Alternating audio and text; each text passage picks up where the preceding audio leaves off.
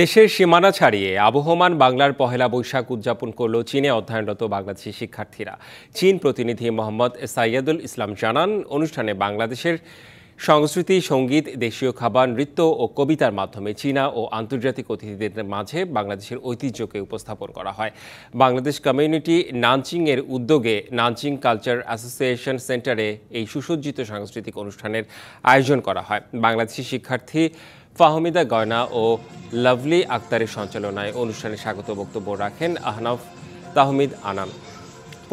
পরিবেশনায় ছিল বাংলা ও চীনা ভাষার গান পরিবেশন, বাংলাদেশের ঐতিহ্যবাহী নৃত্য প্রদর্শন, রবীন্দ্রনাথ ঠাকুর ও কাজী নজরুল ইসলামের কবিতা পাঠ এবং বাংলাদেশি ও চীনা সংস্কৃতির মেলবন্ধন নিয়ে হাস্যরসাত্মক অভিনয়।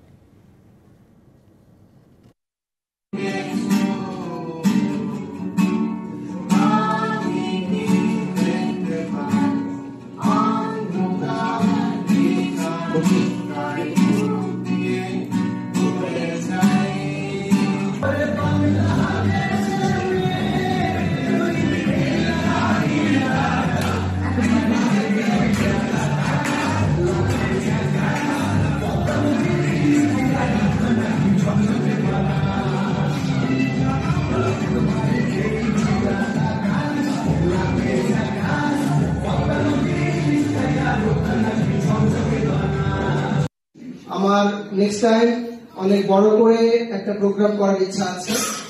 তো আমার আসলে এই পারফর্ম গুলো দেখার জন্য এবং এনাদের সাথে আমার পরিকল্পনা আছে সেইটা যে আমরা নানজিং এ প্রায় 12 থেকে 13টা দেশকে নিয়ে আমরা একটা বড় করে একটা কালচারাল ইভেন্ট